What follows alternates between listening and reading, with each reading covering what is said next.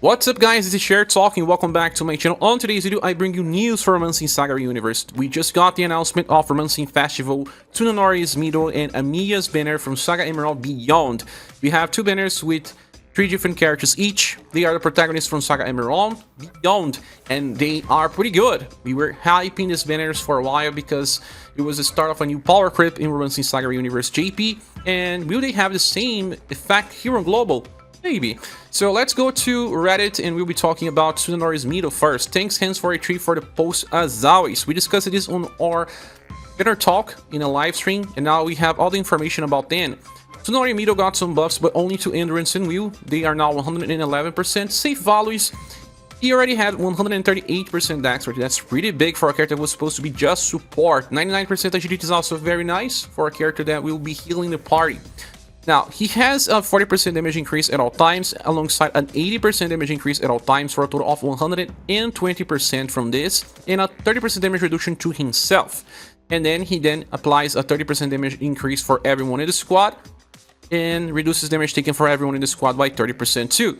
He starts the fight with 20 BP total, and on turn begins will cast Heat Up of 30% 5 times. This will eventually reach 150% by turn 5 onwards. Just from all these combinations, he reaches 300% damage potential. He will also cast damage block 1 time on turn, so the first hit will be blocked in every turn. He will also get 1 extra BP to himself, and he will then give 1 BP to everyone, including himself, and recover HP of everyone as well. When attack lands, he's gonna cast an attack boost that improves damage by 15% for everyone, and also a defense boost that increases damage taken by 10% for everyone. Both last for 2 turns and stack. He will also be buffing all status for everyone by 15%. Now, that's pretty interesting because Tsuna can attack up to 3 times, and it will allow him to triple the effects and reach 45% status buffs, reach as much as 45% attack boost, and 3 stacks of 10% defense boost per turn. So double the effect for attack boost and defense boost. And he will be replacing Leon and Liz as the best support of the game. That is generically useful, as you can simply drop in any squad and it will work. The first Chase attack comes from his welfare style via Kugutsu Summon. It uses 12 BP, and they will give him Kugutsu follow up. Kugutsu Flash will then be a skill that has 8 power and can heal and recover BP as well. And a chance to stun, but that's not important, just for roadblocker remembrance fights. With that said, he can also use skill 3 that is 12 BP, and it will give him another chase, but this time it has double S power and it does the same. It will recover HP and BP to everyone. And it will give him an attack boost of 50% for 3 turns, and then also extra force to improve his damage by 50% on the final calculation. And another way to improve his damage reduction via defense up 20%. This can only be used once, so you're just going to get the extra chase and you will be attacking 3 times. After this, he's going to use skill number 2, that is also 12 BP. That will give him extra force pierce that, just like the other one, will give him a 50% damage improvement for the end of the calculation. And then he can use the skill number 1, that is C power attack that lands morale down medium to the target. That will decrease the damage at the source by 25%. So as you can see, he can cast 6 defense boosts of 10%. He can give you 30% damage reduction for everyone via passive, and then he can apply morale down medium to decrease another 25%. Multiple layers of defense alongside giving you 3 BP per turn, 3 healings per turn, also 45% attack boost, then reaching as much as 90% total, but only for characters that attack after him on turn 2 onwards.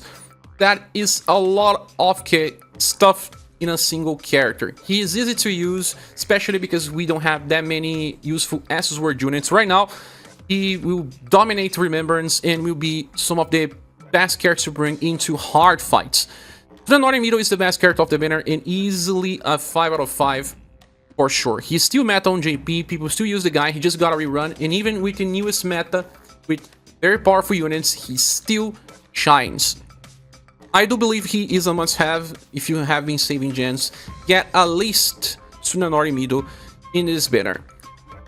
The next one will be Siugnas, and he's a sword user, and he has 100% endurance and 100% will. 95% agility is just okay. Now, moving on, we have 40% damage improval at all times, alongside a 30% improval at all times as well. And he decreases damage taken by 30 and by another 40 if he resists. Besides, when he uses a normal attack, he's gonna recover 2 points of LP. Or if you want, you can inherit from his welfare style another skill that has same damage as a normal attack. It will give him an attack boost that will improve damage, but also recovers 3 points of LP. We'll go to this in a while because he uses LP when attacking as well. So, besides, when he is attacking, he will then recover his own HP by around 1,500 and will chase with Cursed Quadruple Slash. That's the same skill type as Fake Gustav. Hits 4 times with C power and slash and shadow damage, so he can fit into different squads and will benefit from Dolores in the future because she decreases the resistance of the enemy for those 2 elements. Then on Battle Begins, he loses 3 LP. Okay, but there's more. Battle Begins, he gives Knight's power to all other allies, as you can see here. When they attack, they will then debuff the enemy's endurance, agility, intelligence, and will by 5%. But there's no limit. If your character can attack multiple times, you just keep debuffing the enemy. You also self-recover HP by around 300, but because of this, they lose 4 points of LP. That is terrible. If the fight has LP damage, you are doomed. But then, turn begins, he's going to cast an extreme, hit up, and a defense up very large to all other allies. What does that mean? That is 90% hit up, and then 3 stacks of 20% damage reduction for the whole fight. It takes 3 turns to reach max potential. But actually, you want to improve it even further. Via skill number 1, that's a spell, and it can be used only once. Before attacking, he will do 20% damage to all other allies, but he gets 1 LP back, and then we'll cast Elemental Enhance to self. That will improve Elemental Shadow damage by 30%, and then heat up of 30% for all other allies, alongside yet another defense up that will decrease damage taken by 20%. So right now we have 120% heat up and 4 stacks of minus 20% damage received for everyone besides him. Okay, but this means that he's going to take a lot of damage, right? Not really. See, he already has a 40% damage reduction, 30% damage reduction, and another 40 if he resists. 3 different layers of mitigation. Besides all of that, he has something else. If he uses skill number 3, it costs 17 PP, that's a lot. It's a 4S power attack with Slash and Shadow. Then when attack lands, it's gonna cast a Morale Down Large that decreases damage taken at the source by 35%, lasts for 5 turns. That's a lot. And then applies a Guard Down that decreases defense of the enemy by 35% as well. Not really that important, but casts Fantasia, 5 turns to self. Fantasia gives you a 37% chance to evade any sort of attack. And this can actually stack. You can have 5 Fantasias if you can keep using this skill. It will be hard, 70 PP is a lot. And this is also not the best skill that he has. Actually, there is a skill 2. That is 8-hit E-Power attack with Slash and Shadow. And uses 2 LP. This is where you have to keep recharging LP in order to use this skill again. It attacks 8 times. And if you think about 8 times with E-Power, it's not as strong as its own Chase attack. That is already 4 plus 4 C power. And you have a 10% chance to recover 1 LP on each of these attacks. So theoretically, you don't even have enough to say that it's usually 1 per usage. That's how you will need the Inheritance skill in order to get extra LP to keep using the skill number 2 as much as possible. So, at the end of the day, he's not as strong as Kihachi because Kihachi already applies a lot of defense down to the enemy and can easily get into overdrive to keep doing even more damage, but he is a character that has much better sustain and gives something else to your characters. If you just need intelligence debuff, he will help, although it depends on your characters as well. If they are fast enough and if they have multiple chases, they will also get better damage, better sustain by being on the same squad. And he will pair up pretty well with Dolores in the future, a character that will be released in 2 banners, and she is a Slash and Shadow damage dealer that also improves those types of damage. Well, in the end, Siugnas is a pretty nice character that we are still debating if he deserves a 5 or a 4.5, but probably a 4.5 since he deals LP damage to the squad. In many fights, if an enemy uses LP damage once on you, you will be already with 1 LP. You die, you cannot be revived. It's not for every type of fight. It has a price, and the price is pretty big. But the character is nice and will help you deal with some hard content and also with remembrance. He also helps deal with road blocker if you don't have a fast way to kill the enemy, since build debuff will allow you to stun. When using him correctly, you have at least 16 hits, and that is a lot of damage anyway, even if he's not as strong as Kihachi. Moving on, we have Diva number 5. They buffed her endurance, now it's 132%, but she got much more than that. 132% wheel is pretty safe as well. She's a tank type, and on turn begins, she gets 2 extra BP for a total of 5, and then she enters Taunt. It has large effect for 4 turns, not the best type of Taunt, especially because Formina has the best type now. But when she is attacked by either type of attack, she has a 50% chance to guarantee a Strengthening Blade. This is a chase that activates on overdrive, call it Blade Plus. We'll be talking more about Blade Plus since it's a 8-power attack that will give a slash attack boost, improving slash damage by 30%. And it lasts for 2 turns and will stack. Then on overdrive, you can unleash all of your chases. She has a 50% chance to cover 4 allies, so if she's not the character that got hit, she still has a chance of being hit by cover. Now, when you attack, you will then chase with Blade Plus twice. So the attack itself is not that strong, but then you get 30% slash damage increase, and that will just keep scaling. Multiple of 3 turns, you are going to chase again with skill number 2. And what is that one? It's a skill with double S power, slash damage only, that will cast damage block for 2 times in that turn, and a guard up extreme that will decrease damage taken by 60% to self. Besides, when attacking, you're gonna cast an attack boost that improves damage potential for everyone by 15% and lasts for 2 turns, and also will be buffing STR, Dexterity, Agility, and Intelligence by 15% for everyone. When attacked though, you're going to give a defense boost that will decrease damage taken for everyone by 15%, but also Endurance will Love and Charisma buff by 15% to allies. As you can see, when you are being hit, you're going to buff defensive stuff, and you are attacking, you're going to buff offensive stuff. And damage taken decreases by 50% at all times, and by the end of a turn, you cleanse ailments to self. Okay, so in fights where you get lots of hits, you're going to charge many of these chase attacks, and then you have even more. Because skill number 3 is a double S power attack with 10 BP cost. As you can see, we have 5 per turn, so you can actually cycle this skill with skill 1. That is fast, and before attacking, you cast Tempo Up Blade. That gives you 2 Blade Plus, and then attacks with double S power.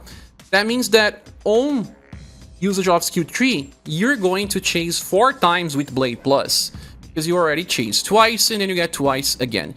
But now, imagine on overdrive, after you stacked many of the Blade Plus chases, you can actually attack like 10 times, more than 10 times easily. This is similar to how Hippolyta and other characters work. Now, besides that, you have skill 1, that is slash defense down to the enemy by 15% on max level, and you can apply instant Q. Well, instant Q doesn't really matter unless you still haven't beat Siegfried. Just remember that Diva is a G-Sword user, not a gunner type, even though it is a robot. And here we have to discuss something. When you are hit, you're going to cast defense boost of 15% for everyone. That means that if the enemy attacks multiple times, damage just keeps decreasing. That's similar to how Siugnas works, and also has the part that buffs defense that Final Emperor has. Although the damage is not as high as those 2 characters, but it can actually reach very high potential, because remember that when you are attacking, you're going to cast the attack boost and the STR, Dexterity, Agility, and Intelligence buff. So reach overdrive, use skill 3, and then you're going to buff a lot. Imagine if you attack 10 times. 10 times 15% attack boost is 150%. 10 times all offensive status buff is 150% buff. That's a lot. Your other characters are going to benefit a lot. That's why the skill has a fast property. Because even if you're not that fast itself, the skill will usually be used before many other damage dealers, and they will do much more. Especially in the era where the enemies can be debuffed by elemental resistance and all. So Diva has a lot of everything. Although she's not a counter unit, she has revenge, much like Faye. But she buffs defensive status when she's hit. That means that she's not as offensive as some other people, like Emperor and Faye, for example, but it's a little more stable because it has the best thing from everyone besides the counter. I feel like Diva is another one where I don't know if it receives a 5 because Vargas was a 5 on release, so I'm deciding upon a 4.5 or 5.2.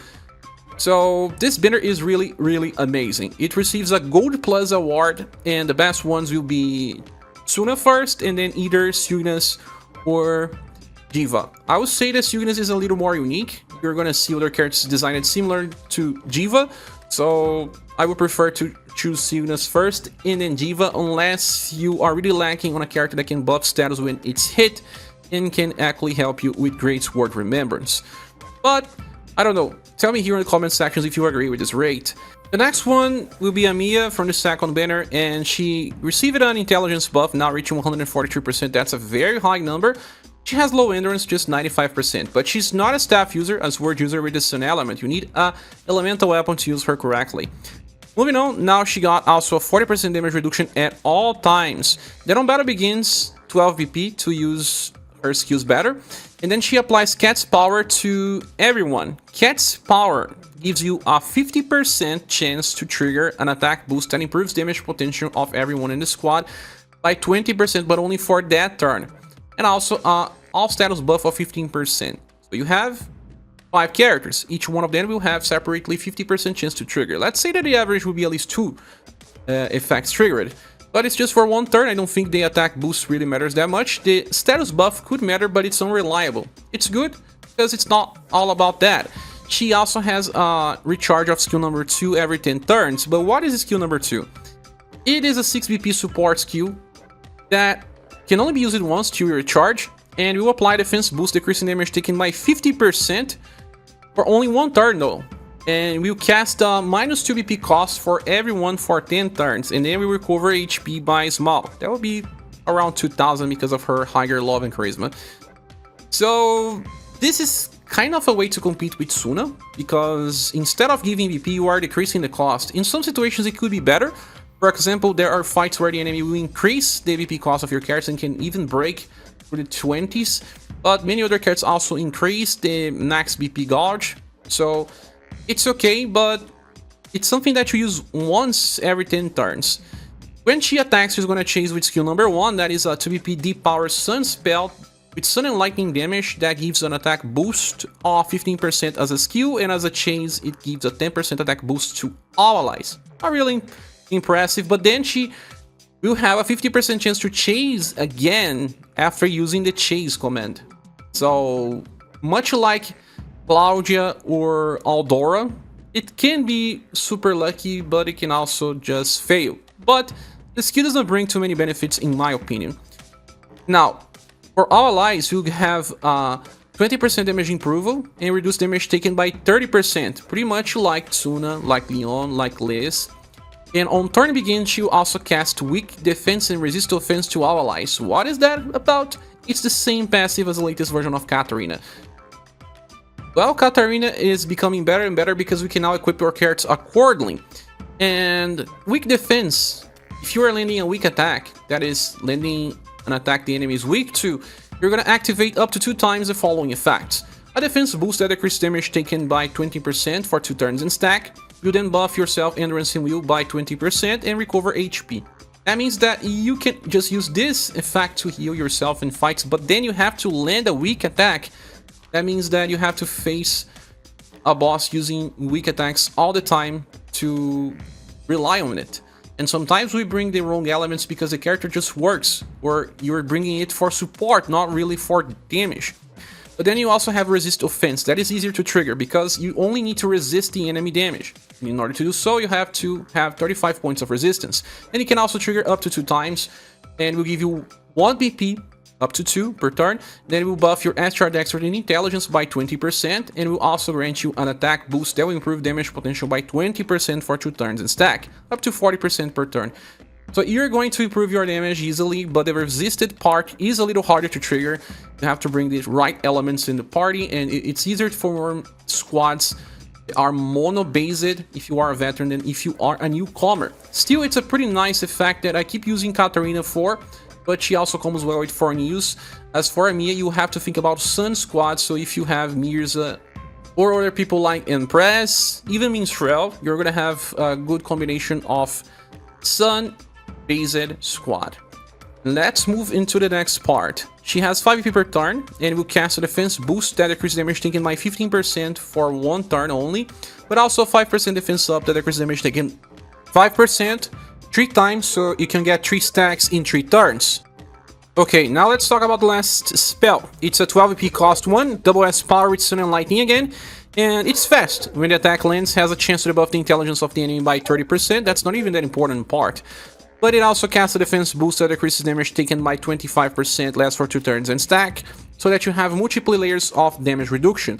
Ameya is not as good as Tsuna, and may not even beat Liz in some squads, but if you can actually make usage of weak defense and resist offense, even when using multiple elementals, if the enemy has multiple weakness, she works pretty well. And sadly, she's a sword user. In all Remembrance fights, we have way too many characters already. Ameya can also inherit from her welfare style Enhanced Magic Plus. This will then give Enhanced Sorcery that improves spell damage by 50%, but also 5 times magical up, that gives another 4 stacks. So on turn 5 and onwards, she will actually improve her own damage by 250%, or she can actually give this to someone else, doesn't need to be her. As you can see, she is more about support than real damage, since her chase is pretty weak, and even her main attack, unlike Tsuna that does much more, and it's easier to slot. In my opinion, she's not really better than Liz, for example, all the time, but if you know how to use her well with the resist, offense, and weak defense, you can get a lot of the character. Well, if you also have other Sun-based characters, it's easier to use her, depending on the enemy weakness. People like Empress, Goddess, Creator, Minstrel, Mirza will benefit from having Ameya in the party as well. Because Tsuna is here and she is actually not as good, I think that she deserves a 4.5 out of 5. Moving on, we have Bonnie, and we have 120% SGR, but 142% agility. Very nice volleys. They buffed her endurance and will now on 100. She can use it as a counter unit, but more about that later. She then has a 40% damage improval at all times, and then a 30 from MR's intrinsic. Then if she resists, she reduces damage taken by 40, and then has a 37% chance to evade resisted attacks. Then will decrease damage taken again by 40, but this time at all times. You start the fight with 12 VP to use her best skill. On turn begins, you get a 25% buff to SGR and agility. Those are the stats that you use for damage, and also a heat up of 20% 5 times to self. It will reach 100% damage improval. This is an old passive though, I don't really like it. Now, when you attack, you're going to also buff SGR and agility by 15%. You also cast an attack boost that will improve your own damage by 20% and will also recover 1 BP. The attack boost lasts for 5 turns, pretty much like Shaw, but remember Shaw, he had a 50% attack boost. Also, when you attack, you're gonna chase always with Wind Whistle Plus. That's a triple S power attack that can buff break. Those changes were made in Global because she needed to land weak attacks. Now she doesn't anymore. It's much better, and she can always buff break the enemy without a cost. It's actually really good. After using skill 2, she also activates Shenlong Fire Fist 2 times. That is a 4S power attack. But what is skill 2? 7 PP cost for an S power attack that is single target and blunt based. You can only use it 8 times. But before attacking, you're gonna cast an extra force with 2 different effects. You improve 50% damage landing weak attacks, and will improve 25% damage when landing blunt attacks. You can actually have both effects triggering, 75% improve on the final damage calculation. She also casts defense boost that decreases damage taken by 25% to self and lasts for 2 turns. So you're going to cast all of this, do S power damage, and then chains 2 times with 4S power damage. You're gonna do more damage than Dentar can do on the start of the fight easily. But she's not giving anything to the party. Only that buff break. If it's enough for you, that's okay. Besides that, you can also use skill number 3. That's a 12 BP attack that also has extra force, but instead of small, it is medium. Medium will improve the damage by 50%. You can start with this if you want and then switch to the second, but because of the chases that you get from using the second skill, it's much better to just keep using this every single turn till you run out. She was made for fights that you can beat in 8 turns, nothing more than that. Bonnie can also be used as a counter unit. You can inherit Synchro Step B, and that will give her a passive where if you land blunt attacks, you're going to recover 1 BP, but also get yourself an attack boost that improves damage by 30%, lasts for 2 turns and stacks. And then you are going to enter defensive counter stance, where if you get hit by direct attacks, you're going to decrease the damage taken and counter with Thunder Kick Plus, that will then be used on max potential of Triple S power. So although she's not really a tank or a counter, she can counter in fights where the enemy uses direct attacks, even AoE direct attacks. The damage will be improving and it's okay, and helps her get more BP as well. But by the end of the day, she's way too selfish and not really a good counter, and because of that, I can easily see she being replaced in the near future. It won't take too long. Even then, Targ is better because he gives something to the party. But because of strong damage, she's still useful, and I believe she deserves a 3.5 or a 4 out of 5. Let's say here in the comment section if you agree. Moving on, the last character will be Formina. They gave her a buff to Dexterity, now 125%, pretty much better than it was before, and also buffed her Will, now 130 as well, so she can actually decrease damage taken from both. She has good enough agility, but that's not really an issue since she is a counter unit. Now, we have Gun Intrinsic 5, so 30% damage improval at all times. Resisting damage will decrease by 40, and you have 37% chance to evade resistant attacks. Damage taken is decreased again, this time by 40% at all times. On turn begins, she enters Taunt, and this is the best taunt in the game. It was just 2 turns for medium effect, and then will cast Stealth for 2 turns, medium effect on the enemies. It's already better than I believe Siugnas that casts a medium taunt, but small stealth. But they improved the number of turns from 2 to 4. That doubles the effect of something that was already pretty good. She will have the biggest chance of being attacked in a game with this on turn 4 onwards. And you can probably use her in any type of formation and she will just be attacked over and over again. When you land an attack, she's going to cast an attack boost that improves damage potential by 20% for 2 turns to self, and also a defense boost that decreases damage taken by 20% 2 turns to self. And also an endurance, dexterity, and will buff to self by 20% as well. And now an SGR, dexterity, agility, intelligence buff, 20% to other allies. That means that when she's attacking, she's making your damage dealer stronger, her own damage will improve via dexterity buff, and she will then get the endurance and will buffs as well to resist damage taken further and further. But she won't protect the allies with status buff, since they only get the offensive parts. But when she's attacked, she will then cast a defense boost that decreases damage taken for everyone by 10%. Will stack, but only for that turn. That means that this is essentially lower than Diva. That Diva gives you a 15% defense boost.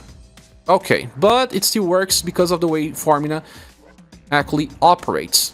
On turn begins, she has 5 EP total and an attack boost that will improve damage potential by 15% for everyone, but only that turn, and cast Heat Up medium 10% 5 times for a total of 50% total on turn 5 onwards. This is an old passive, she deserves something better. But now, skill 1 is a 3 EP cost blunt attack with B power that will then give 15 points of OG Gauge on max level. But that's not something you want to use. You actually want to use either skill 2 or 3. Both will be 7 BP cost and are just E power. But then it's fast and will enable counter stance for 1 turn. The first bullet, when countering, you're going to trigger an attack boost that will improve damage potential by 30% for that turn and will keep stacking in that turn as long as you keep attacking. And the defensive bullet will then cast a 35% damage reduction for that turn and will keep stacking.